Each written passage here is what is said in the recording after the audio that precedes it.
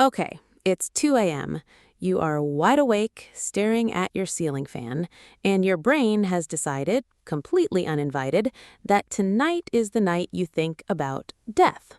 Not in a chill way, in a what actually happens to me specifically when I stop existing way. So what do? You reach for the toolkit. Maybe you scroll to a sermon podcast, maybe you text your group chat, "Does anyone else think about dying at 2 a.m., LOL?" Maybe you open an app that guides you through a breathing exercise recorded by a man with a suspiciously calming voice. Maybe you just pray, even if you're not sure you believe in anything, because saying words into the dark feels marginally better than saying nothing. This is what religion, or the spiritual leftovers of it, has been doing for you your whole life without you clocking it. It's not just church on Sunday, it's the entire emotional insurance policy your species built to answer questions your brain refuses to leave alone. Why do bad things happen? What happens when I die? Why should I be a decent person when nobody's watching? You've got scripture, clergy, funerals with a script already written for you, holidays that tell you exactly when to feel grateful and exactly when to feel guilty. The whole system is pre-installed. You didn't have to invent a single piece of it. If you like your existential dread with a side of comedy, hit subscribe. We're about to go find out what you do when there's no podcast, no priest, and no group chat. Just you, the dark, and a fire that might go out. Now snuff out every candle of comfort you just imagined. No priest, no scripture, no group chat lighting up with same. Rewind 300,000 years. Drop yourself onto a savanna in what's now Ethiopia or Morocco, hand you absolutely nothing but a sharpened stick and the same anxious, meaning-hungry brain, and watch what your ancestors built from scratch to survive the exact same 2 a.m. spiral. First problem: death. Someone in your group just died. Could be sickness, could be a lion, could be a fall, and you have no funeral home, no eulogy template, no "they're in a better place." What you have is a body, a hole you can dig with your hands and a digging stick, and a very strong, very human urge to do something about it rather than just walk away. And here's the wild part: they did do something. Archaeologists have found burials from over 100,000 years ago at sites like Campfire and School in what's now Israel, where bodies were placed deliberately in pits, sometimes curled into a resting position, sometimes with objects tucked in beside them: animal bones, red ochre pigment, shells. That's not an accident. Animals don't do that. That's the earliest fossil evidence we have of something that looks suspiciously like belief, a sense that a person still matters even after they've stopped moving. How did they know it worked? They didn't need scientific proof, they needed shared meaning.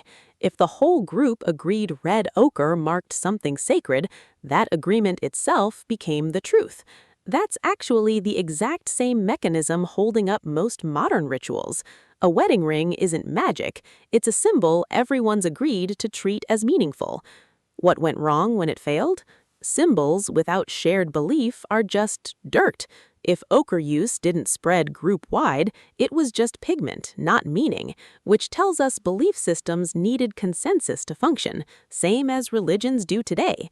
Effort comparison? You buy a $12 candle that smells like sandalwood and intention. They mined and ground literal rock by hand to paint meaning onto the world. Slightly more DIY. Third problem: behaving yourself. Modern you has commandments, sins, karma, or at minimum, the fear of your mom finding out. What kept early humans from just clubbing each other over the last piece of meat with zero cosmic consequences hanging over their heads? Short answer: the group was the cosmic consequence.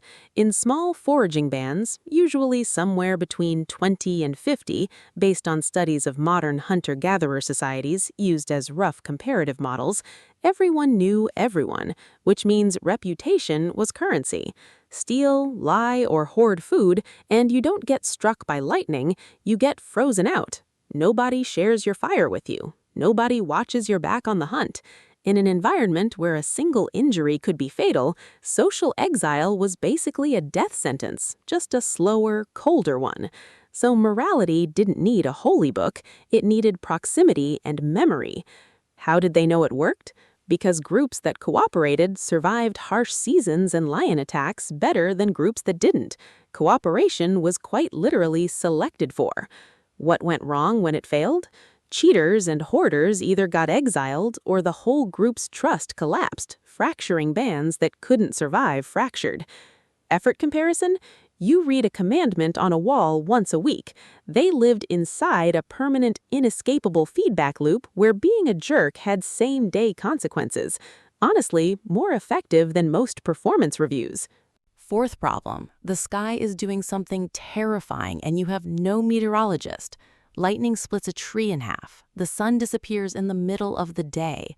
The ground shakes for no reason. Modern you Googles "Why is the sky orange today?" and gets an answer in 0.4 seconds, complete with a satellite photo. Early humans got none of that. Just a genuinely terrifying, unexplained event and a brain that desperately wanted a story to attach to it. And here's the thing. Brains hate unexplained danger more than they hate wrong explanations. A wrong explanation you can act on. An unexplained one just sits there, radiating dread. So early humans very likely did what every human culture we've ever studied does. They built causal stories. Maybe the storm was angry. Maybe an ancestor was displeased. We don't have direct evidence of specific storm gods from 300,000 years ago. That's later mythology, and I want to flag that clearly rather than guess. But the cognitive instinct to explain scary randomness through agency-based stories is something anthropologists see across essentially every human culture, which suggests it's a very old adaptation, not a recent invention. How'd they know it worked? The story didn't have to be true, it just had to reduce panic enough for people to keep functioning instead of freezing in fear during an actual emergency, like a wildfire caused by that same lightning. What went wrong when it failed? A wrong causal story could lead a group to make a genuinely bad decision, blaming the wrong person, avoiding a perfectly safe area, wasting energy on a ritual instead of fleeing an actual threat. Effort comparison? You Google "Why is the sky orange today?" and get an answer in 0.4 seconds, complete with a satellite photo. The early humans got a story, not a fact, and it still did the same emotional job weather.com does for you now. It made the world feel governed by something instead of nothing. Fifth problem? You're grieving or scared or spiraling, and you need somebody to just sit with you in it. Modern you has therapy, or at minimum, a friend who will let you cry into a burrito at 11 p.m. Early humans had something structurally similar, the campfire. Anthropological research on modern hunter-gatherer societies, like work by anthropologist Polly Wiesner studying the Jew-Huansi people of the Kalahari, has shown that nighttime fireside conversation is disproportionately used for storytelling, myth, and emotional or social topics, not daytime, which tends to be dominated by practical complaints and logistics. Fire didn't just provide warmth and protection from predators, it created a designated time and space where the group's attention shifted from survival tasks to shared meaning-making. That's basically therapy with better lighting and worse insurance. How'd they know it worked?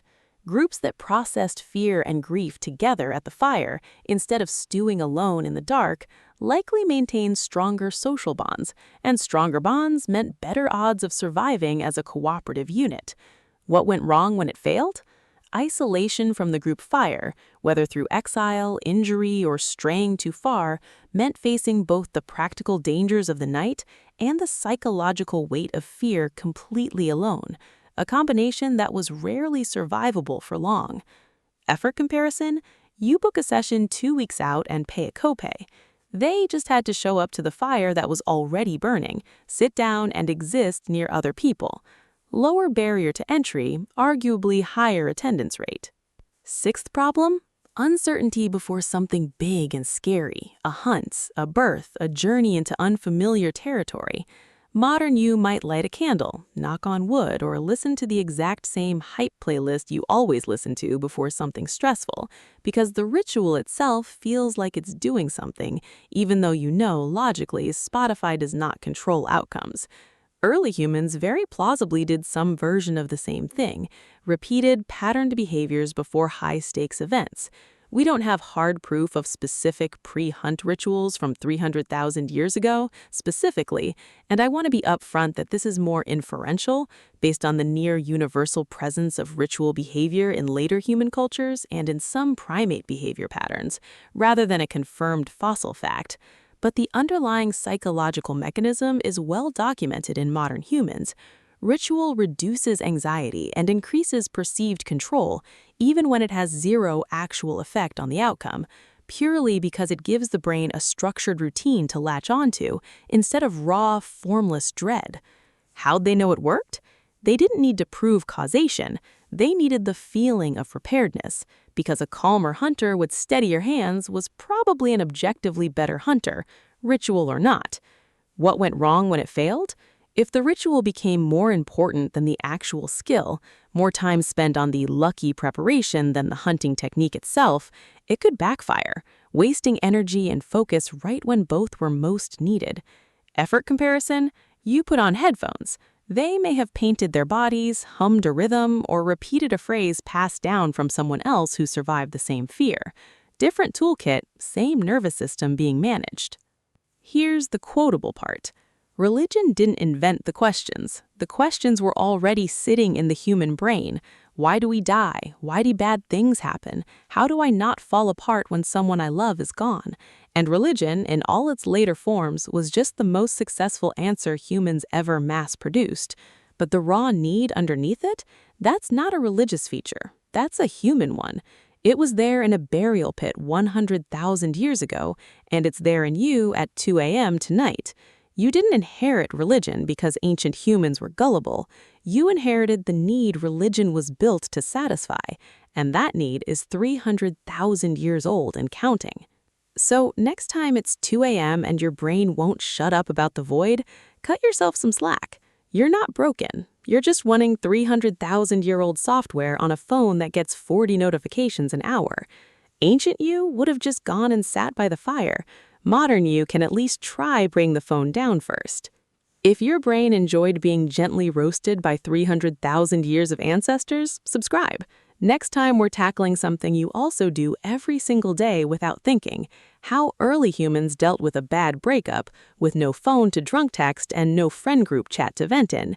It's uglier than you think. Bonus problem. What do you pack for the afterlife when you're not even sure there is one? Modern you doesn't really pack anything. Maybe you get buried in a suit, maybe your ashes go in an urn shaped like a golf ball because that's who you were apparently. But at sites like Kafsa in Israel, dated to roughly 100,000 years ago, archaeologists have found bodies buried with deliberate additions, a deer jaw placed in someone's hands, shell beads, red ochre. I want to flag clearly, we cannot know for certain these people believed in a literal afterlife the way later religions define one. What we can say is that placing objects with a body is not a survival behavior.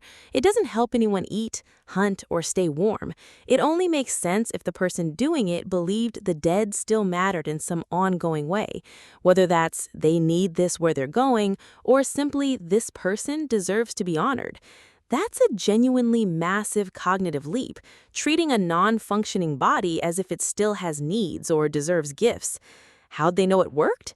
They didn't, any more than you know cremation works. It wasn't about proof. It was about not treating death as a full erasure of the person's significance to the group. What went wrong when it failed? If the ritual gestures stopped feeling meaningful to the group, or if resources were too scarce to spare anything for burial, bodies may have simply been left, which strips away exactly the kind of closure that seems to help the living keep functioning after a loss. Effort comparison? You order flowers online in 90 seconds. They handed over an actual usable tool or ornament, real resources, real scarcity, as a one-way gift to someone who could never use it again. That's a much bigger bet on meaning than a bouquet. Bonus problem. Who do you even ask when you don't understand something? Modern you has doctors, priests, therapists, and a guy on YouTube with a whiteboard. Highly specialized humans for highly specific existential crises. Ancient bands were far too small for that kind of specialization, but there's evidence that some individuals still occupied distinct social or symbolic roles. This is a place where I want to be extra careful.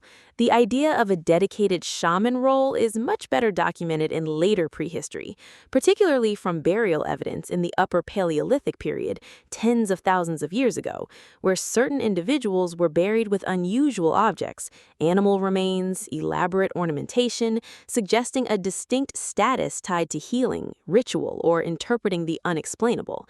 Whether anything this formalized existed 300,000 years ago is genuinely uncertain, and I'm flagging that rather than asserting it. What's more solidly supported is the general pattern. Even in small, egalitarian foraging bands, certain people likely became the go-to for injuries, for reading weather signs, for knowing which plants were medicine and which were poison, practical expertise that could easily blur into something resembling spiritual authority, since the line between knows how to fix you and has power over life and death is thin when you're the only one who can identify the right bark to chew for a fever. How'd they know it worked? Trial, error, and brutal natural selection. If the local expert's plant knowledge kept killing people, that knowledge and probably that person's credibility didn't survive long. What went wrong when it failed? Bad knowledge passed down as confidently as good knowledge could be lethal. There was no peer review, just outcomes. And sometimes those outcomes were somebody dying anyway. Effort comparison? You book a same-day telehealth appointment. They needed one person in a group of 30 to have quietly memorized which of the exact same 15 local plants would kill you and which would save you, with real consequences for getting it wrong. So here's the quotable version, longer cut. Every single religious institution humans ever built, every temple, every scripture, every Sunday service, is downstream of a much older, much simpler need. Don't let death be meaningless. Don't let fear go unanswered. Don't let anyone face the dark completely alone. Religion, in the historical sense, is a remarkably sophisticated piece of social technology built on top of an ancient operating system. But the operating system itself, the fear, the need for story, the pull toward ritual, the ache to matter after you're gone, that's not religious. That's just what it costs to be a creature smart enough to know it's going to die. You are, right now, tonight, running the exact same base code your ancestors were running by a fire 300,000 years ago, scared of the dark, hungry for meaning, and desperate for someone, anyone, to say, yeah, I feel that too. The delivery system's changed. The need hasn't moved an inch. So be a little gentler with your 2 a.m. brain. It's not malfunctioning. It's just doing the oldest job a human brain has ever had. If you want to keep getting your existential crises delivered with jokes attached, subscribe. Next time, how early humans dealt with heartbreak with no phone to drunk text and no group chat to cry into. Spoiler, it involved a lot more walking away and a lot less texting, you up?